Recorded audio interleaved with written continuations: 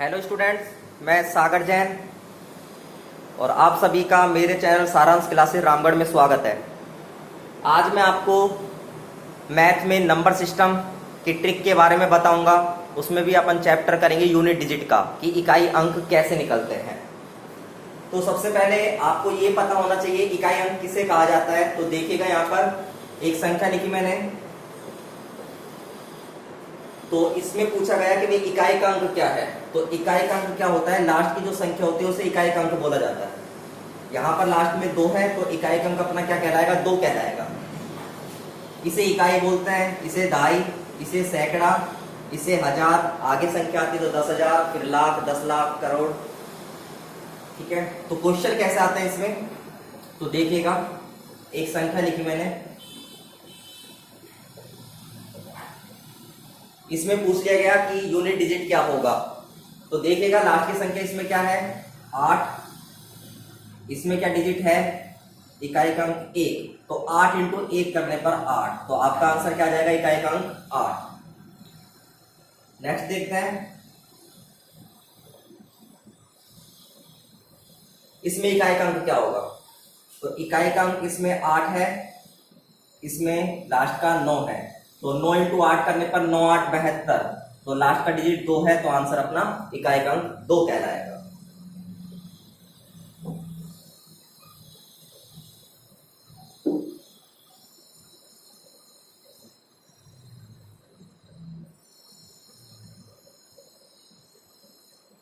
इसमें इकाई का अंक बताना है। तो इस संख्या में लास्ट का 5, फिर मल्टीप्लाई का चिन्ह है, इस संख्या 4 और इसमें 1, तो 5 चौके 20 एकम 20, तो इकाई का अंक आप 0, तो आंसर आ गया इसका 0। तो यूनिट इसमें क्या है, 0, तो आंसर है आपका 0। इसके बाद नेक्स्ट टाइप के देखते हैं। तो आपको ध्यान रखनी है एक चीज, जब भी संख्या के लास्ट में इकाई का अंक 0, 1, 5 और 6, जब भी संख्या के लास्ट में इकाई का अंक 0, 1, 5 और 6 आ जाए, तो इसके ऊपर कितनी भी संख्याएं आ जाएं, मतलब घात में कितनी भी संख्याएं आ जाएं, तो इकाई का अंक यही रहेगा। जैसे मैंने लिख दिया 20 की पावर 10, तो आपका इकाई का अंक हमेशा क्या रहेगा, 0 रहेगा।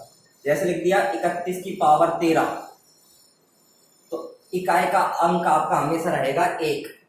लिख दिया 5, 35 लिख दिया, तो आप 5 5 5 मल्टीप्लाई करोगे तो इकाई का अंक 5 का आएगा, और ऐसे ही 6 का। तो कहने का मतलब ये हुआ, जब भी संख्याओं का इकाई का अंक 0, 1, 5 और 6 आता है, तो उसमें कोई चेंज नहीं होगा, नो चेंज। तो देखते हैं,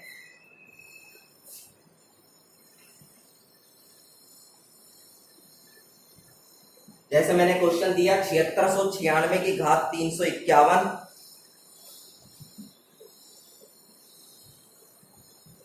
और लिख दिया 351 की घात 867। तो इसमें यूनिट डिजिट बताना है आपको, यूनिट डिजिट क्या होगा। तो यहां पर इकाई का अंक क्या है, 6, तो इसके ऊपर कितनी भी घात लग जाए रहेगा आपका इकाई का अंक 6 की। इसके बाद यहां पर है 1, तो इसके ऊपर चाहे कितनी घात लग जाए आपका इकाई का अंक क्या रहेगा, 1, और 6 इंटू 1 करने पर 6, तो आपका यूनिट डिजिट क्या आ गया, 6 आ गया। तो आपका आंसर है 6।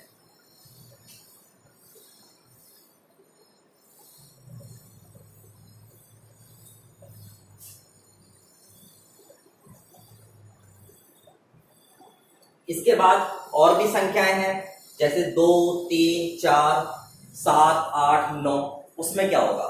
तो आप हमेशा ध्यान रखना, यदि यूनिट डिजिट इकाई का अंक 4 आ जाए और इसकी पावर n सम संख्या में हो,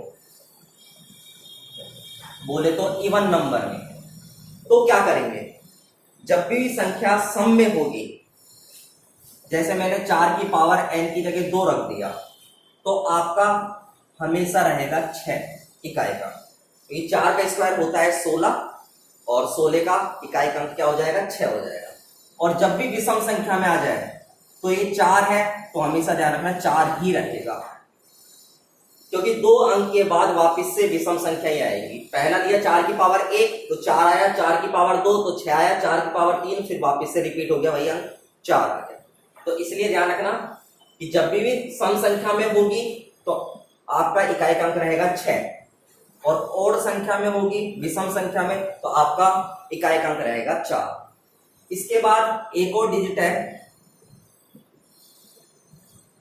9। अगर इसकी 9 की पावर n अगर सम संख्या में हो, 9 की पावर 2 है तो 9 नाम 81, तो आपका हमेशा सम संख्या में क्या रहेगा इकाई अंक 1। और अगर विषम संख्या में हो ऑड नंबर में जैसे 9 की पावर 1 तो आपका इकाई अंक क्या रहेगा 9 रहेगा। तो देखते हैं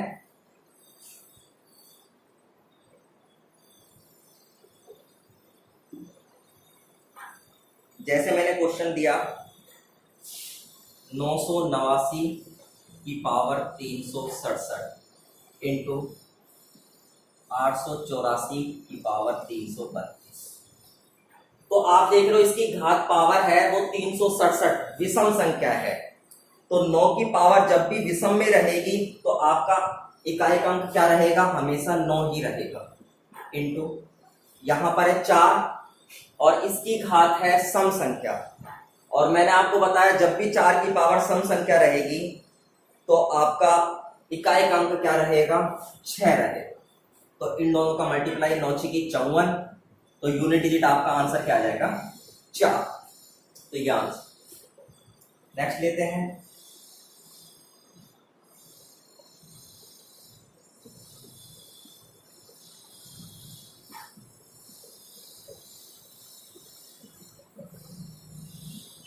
अब देखते हैं इस वाले में, यहां पर 9 है, इसका मतलब अगर सम संख्या है तो क्या करोगे आंसर आपका इकाई का अंक 1 रहेगा, और विषम संख्या है तो 9 रहेगा। तो यहां पर 9 है और यहां पर आपको सम संख्या दिख रही है तो इसका 1 इंटू यहां पर 4 है और यहां पर इसकी पावर आपको सम दिख रही है, तो सम दिखती है जब भी आंसर क्या रहता है इकाई का अंक 6, तो 6 इंटू 1 करने पर 6, तो आपका आंसर क्या आ जाएगा 6 आ जाएगा। इसके बाद नेक्स्ट टाइप देखते हैं,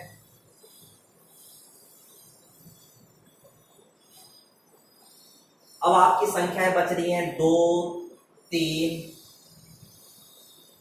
7 8। इन संख्याओं में क्या होगा देखिएगा, 2 की पावर अगर 1 रहती है तो 2 आता है, 2 की पावर 2 होती है तो 4 आता है, 2 की पावर 3 होती है तो 8,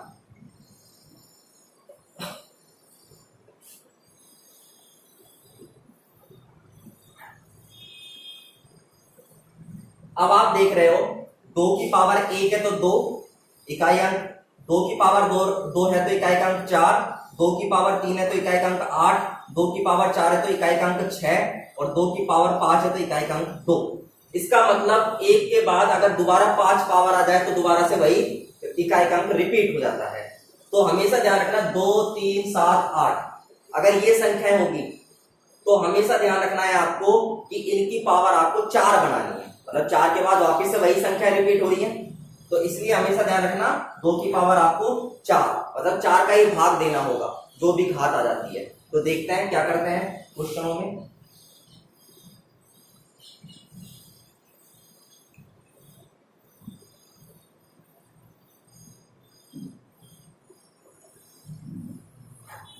जैसे छोटा सा एग्जांपल लिया 97 की पावर 37,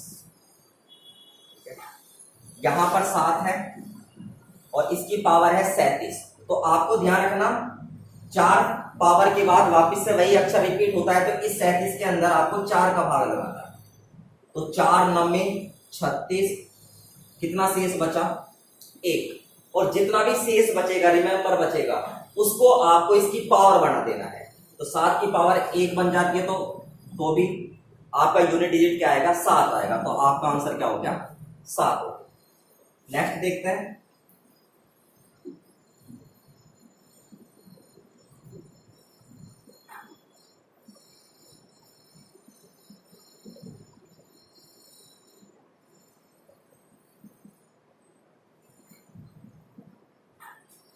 यहां पर 3 है, अब यहां पर 92, इसमें आपको 4 का भाग लगाना है, 4 दूनी 8, 1 2 और 4 तिया 12।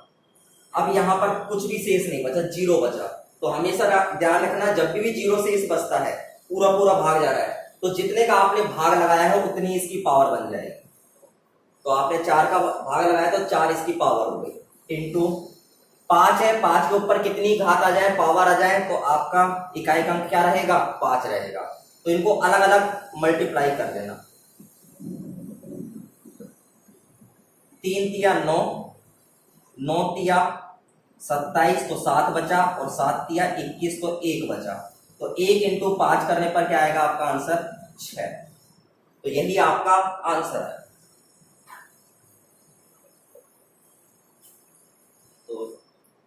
तो दोस्तों, आपको मेरी वीडियो पसंद आए तो इसे लाइक एंड शेयर अवश्य करें, तथा जो स्टूडेंट नए हैं वो मेरे चैनल को सब्सक्राइब करें और आगे भी इस वीडियो को शेयर करें।